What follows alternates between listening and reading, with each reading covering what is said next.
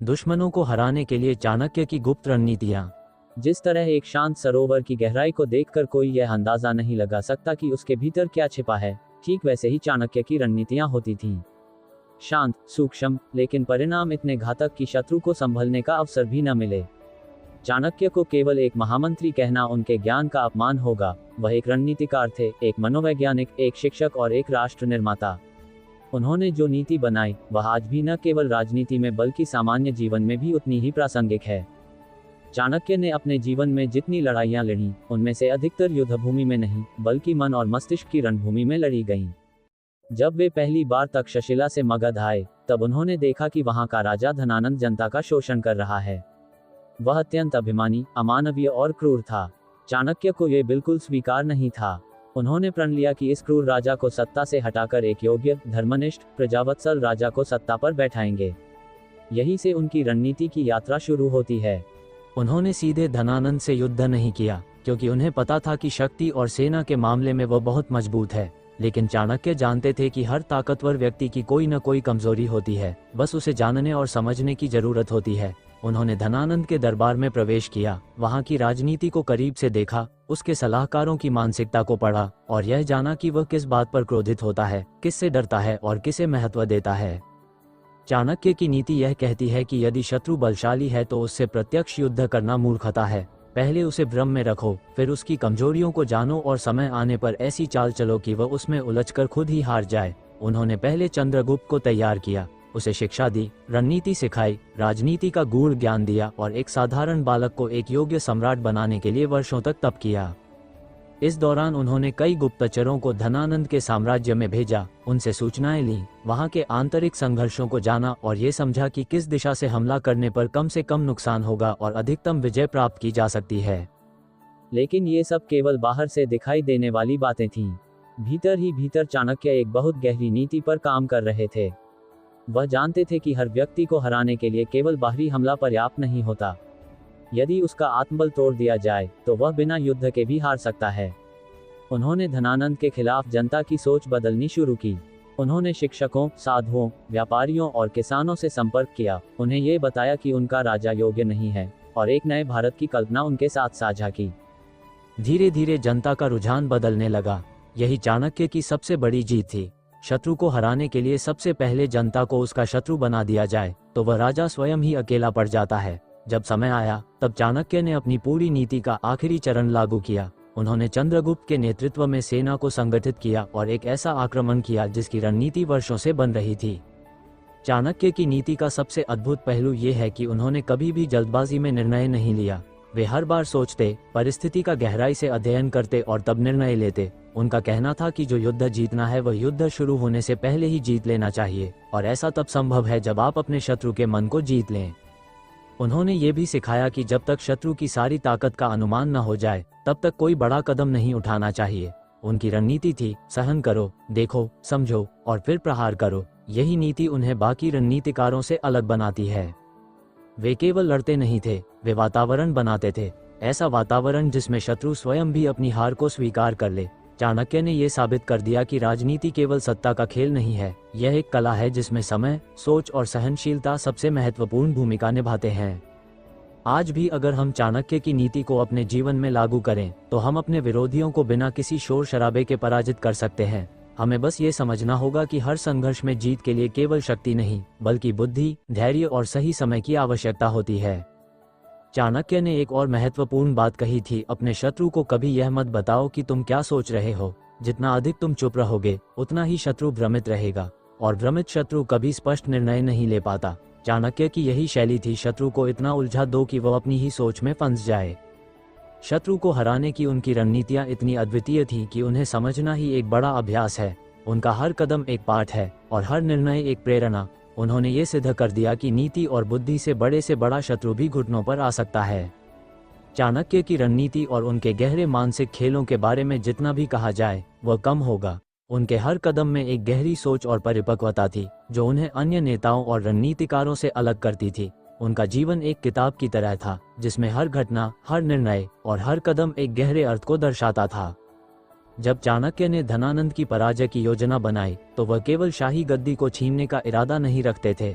उनका उद्देश्य था भारतीय राजनीति और समाज में एक नई लहर का आरंभ करना। वे जानते थे कि केवल सत्ता प्राप्त करना ही पर्याप्त नहीं है, उसे बनाए रखना और एक सही नेतृत्व स्थापित करना अधिक महत्वपूर्ण है। यही कारण था कि चाणक्य ने चंद्रगुप्त को न केवल शासक बनाया, बल्कि उसे राजनीति, प्रशासन और युद्ध की गहरी शिक्षा दी। लेकिन ये प्रक्रिया आसान नहीं थी। चाणक्य के रास्ते में कई मुश्किलें आईं। एक और धनानंद था, जो अपनी शक्ति को बनाए रखने के लिए किसी भी हद तक जा सकता था। दूसरी ओर चंद्रगुप्त था, जो एक युवा और अनुभवहीन लड़का था, जिसे चाणक्य ने एक महान सम्राट बनाने की जिम्मेदारी ली थी। चाणक्य के लिए यह समय कठिन था, लेकिन उन्होंने कभी हार नहीं मानी। उन्होंने चंद्रगुप्त से कहा, यदि तुम्हारे भीतर संकल्प है तो तुम किसी भी दुश्मन का मुकाबला कर सकते हो, चाहे वह कितना भी शक्तिशाली क्यों न हो। और चंद्रगुप्त ने उसी संकल्प को अपनाया जो चाणक्य ने उसे सिखाया था। चाणक्य ने हमेशा यह माना कि दुश्मन को कभी हल्के में नहीं लेना चाहिए। वह किसी भी आक्रमण से पहले उसकी मानसिक स्थिति और रणनीति को अच्छे से समझते थे। उनका यह विश्वास था कि एक शत्रु की कमजोरी को समझने के बाद उसे पराजित करना आसान हो जाता है। यही कारण था कि उन्होंने धनानंद के खिलाफ केवल सैन्य शक्ति का इस्तेमाल नहीं किया, बल्कि उसकी मानसिक स्थिति और शाही दरबार के आंतरिक झगड़ों को अपने लाभ में बदल लिया। चाणक्य ने अपने विरोधियों को हमेशा उनकी ही नीतियों से हराया। वह कभी भी बाहरी आक्रमण या झगड़ा नहीं चाहते थे, बल्कि वह शत्रु के भीतर घुसकर उसकी कमजोरी का फायदा उठाना चाहते थे। उन्होंने ये भी सिखाया कि शत्रु से लड़ने से पहले उसकी मानसिक स्थिति को समझना बहुत जरूरी है। यही कारण था कि चाणक्य ने पहले जनता का समर्थन जुटाया और फिर शत्रु पर आक्रमण किया। चाणक्य की रणनीति इतनी गहरी थी कि वह किसी भी अवसर को छोड़ने का नाम नहीं लेते थे। उनका मानना था कि यदि एक बार शत्रु को भ्रमित कर दिया तो उसकी हार तय है। उन्होंने कभी भी सीधे तौर पर लड़ाई नहीं की, बल्कि शत्रु को मानसिक रूप से पराजित किया। यही कारण था कि धनानंद जैसे शक्तिशाली शासक को भी चाणक्य ने बिना किसी बड़े युद्ध के पराजित कर दिया। लेकिन इस सब के बावजूद चाणक्य की सफलता के पीछे एक गहरी सोच थी। उन्होंने कभी यह नहीं माना कि उनका उद्देश्य केवल धनानंद को हराना था। उनका उद्देश्य था एक नए भारत की कल्पना, जिसमें राजनीति और समाज में बदलाव हो। चाणक्य ने यह सुनिश्चित किया कि चंद्रगुप्त के नेतृत्व में भारत एक ऐसा राष्ट्र बने जो न्याय, धर्म और समृद्धि से भरा हो। और यही कारण था कि चाणक्य की रणनीतियां आज भी प्रासंगिक हैं। उनके जीवन और उनके विचारों से यह सीखने को मिलता है कि दुश्मन को हराने के लिए केवल शक्ति और बल की आवश्यकता नहीं होती, बल्कि उसे मानसिक रूप से पराजित करने की कला भी आनी चाहिए। चाणक्य ने अपनी पूरी जिंदगी में कभी भी किसी भी परिस्थिति को हल्के में नहीं लिया। उनके लिए दुश्मन की ताकत केवल उसकी सेना नहीं थी, बल्कि उसकी मानसिक स्थिति भी थी। वह जानते थे कि जब तक शत्रु मानसिक रूप से कमजोर नहीं होता, तब तक उसे हराना कठिन होता है। इसलिए उन्होंने दुश्मनों को हराने के लिए सिर्फ शारीरिक शक्ति का ही नहीं, बल्कि मानसिक रणनीतियों का भी इस्तेमाल किया। चाणक्य का सबसे बड़ा हथियार उनकी रणनीतिक सोच थी। एक उदाहरण के रूप में, चाणक्य ने हमेशा अपने शत्रुओं को उनके सबसे कमजोर बिंदु पर हमला किया। ये कमजोर बिंदु केवल शारीरिक नहीं था, बल्कि मानसिक भी था। चाणक्य ने यह सिखाया कि किसी भी शत्रु को हराने के लिए सबसे पहले उसकी कमजोरी को पहचानो और फिर उसी पर हमला करो। उनकी सबसे बड़ी रणनीति यह थी कि वह कभी भी सीधे मुकाबले में नहीं उतरते थे। वह हमेशा किसी योजना के तहत काम करते थे। चाणक्य की नीति थी कि शत्रु को हराने से पहले उसे भ्रमित कर दो, ताकि वह अपनी कमजोरियों का पता न लगा पाए। वह शत्रु के बारे में पूरी जानकारी प्राप्त करते थे, उसके आदतों और उसकी मानसिकता का अध्ययन करते थे और फिर उसी के अनुसार अपने कदम उठाते थे। चाणक्य ने यह भी सिखाया कि शक्ति केवल बाहरी बल से नहीं आती, बल्कि शत्रु के मनोबल को तोड़ने से भी आती है। जब शत्रु मानसिक रूप से कमजोर हो जाता है, तब उसकी शारीरिक शक्ति भी प्रभावहीन हो जाती है। चाणक्य ने हमेशा यह विश्वास किया कि जो शत्रु खुद अपनी कमजोरियों से अनजान होता है, वह आसानी से हराया जा सकता है। चाणक्य की रणनीतियां केवल युद्ध तक सीमित नहीं थीं। उन्होंने राजनीति में भी अपनी रणनीतियों का इस्तेमाल किया। वह जानते थे कि किसी भी राजनीतिक स्थिति को बदलने के लिए सबसे पहले लोगों का समर्थन जरूरी है। यही कारण था कि उन्होंने हमेशा जनता के बीच विश्वास और सम्मान हासिल किया। उनका मानना था कि जनता का समर्थन किसी भी शत्रु से अधिक शक्तिशाली होता है। चाणक्य की राजनीति और युद्ध की रणनीतियां आज भी प्रासंगिक हैं। उन्होंने हमेशा ये सिखाया कि किसी भी संकट का सामना करने के लिए धैर्य, साहस और बुद्धिमत्ता की आवश्यकता होती है। उनकी नीतियां हमें ये सिखाती हैं कि संघर्ष के समय में भी हमें अपनी मानसिकता और रणनीति को मजबूत रखना चाहिए। चाणक्य ने जो रणनीतियां लागू की, वे सिर्फ युद्ध और राजनीति तक सीमित नहीं थीं, बल्कि उनका उद्देश्य समाज के हर पहलू में सुधार करना था। उनके लिए ये केवल एक राजनीतिक खेल नहीं था, बल्कि उन्होंने भारतीय समाज को एक नई दिशा देने की कोशिश की। उनके दिमाग में हमेशा यह विचार चलता था कि एक राष्ट्र तभी महान बन सकता है जब उसके नागरिक अपने अधिकारों और कर्तव्यों को समझें। उन्होंने कभी नहीं सोचा कि किसी एक शासक या शासन के तहत सत्ता को स्थिर रखना ही उनका मुख्य उद्देश्य है। उनका उद्देश्य था भारत को शक्ति और समृद्धि की दिशा में अग्रसर करना, और इसके लिए उन्होंने राजनीति, शिक्षा और समाज में गहरे बदलाव किए। चाणक्य ने यह भी सिखाया कि एक सशक्त समाज के निर्माण के लिए उसे आंतरिक रूप से मजबूत होना चाहिए। यही कारण था कि उन्होंने हमेशा राजनीति में भ्रष्टाचार, धोखाधड़ी और दुराचार के खिलाफ आवाज उठाई। वे यह मानते थे कि केवल बाहरी ताकतों से नहीं, बल्कि आंतरिक विघटन से राष्ट्र को नुकसान होता है। यही कारण था कि उन्होंने हमेशा अपने शिष्यों और मंत्रियों को यह सिखाया कि वे समाज में व्याप्त दोषों को दूर करने के लिए काम करें। उन्होंने कहा था कि जो अपने घर को नहीं सजा सकता, वह दूसरों का घर क्या सजा पाएगा।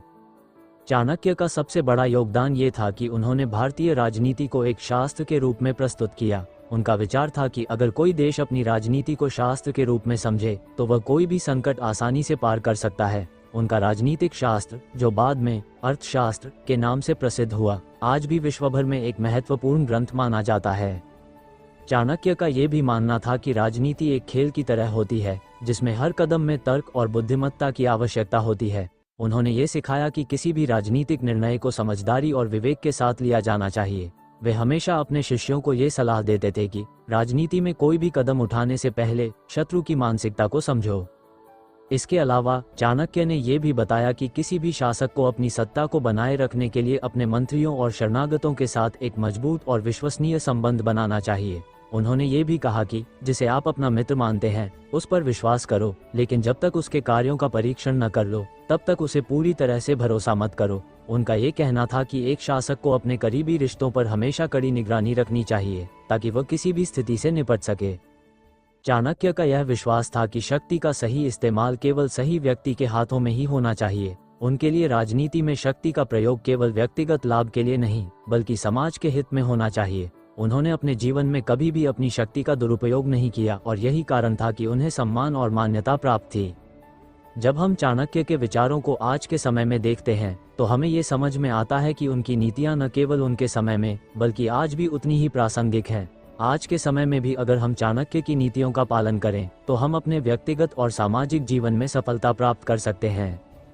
चाणक्य की नीतियां केवल एक शासक के लिए नहीं थीं, बल्कि उन्होंने समाज के हर वर्ग को जागरूक करने का काम किया। उनकी नीतियां आज भी हमारे जीवन में महत्वपूर्ण हैं, क्योंकि वे हमें सिखाती हैं कि कैसे अपनी मानसिकता को मजबूत करें, अपने कर्तव्यों को निभाएं और अपने शत्रु का सामना करें। लेकिन चाणक्य की गुप्त रणनीतियां सिर्फ इन तक ही सीमित नहीं थीं। क्या उनके दिमाग में और भी कुछ था जो उन्होंने दुनिया से छिपा कर रखा? क्या चाणक्य ने भारत को एक नई दिशा देने के लिए और भी गहरे और कारगर उपाय किए थे? चाणक्य ने अपनी जिंदगी भर जो भी नीतियां बनाई थीं, वे सिर्फ शासक के लिए नहीं, बल्कि समाज के हर व्यक्ति के लिए थीं। उनकी रणनीतियों में ये गहराई थी कि वे केवल युद्ध या राजनीति में नहीं, बल्कि जीवन के हर क्षेत्र में सफलता की कुंजी प्रदान करते थे। उनका यह विश्वास था कि जीवन में जो सबसे महत्वपूर्ण चीज है, वह है आत्मनिर्भरता, ज्ञान और बुद्धिमत्ता।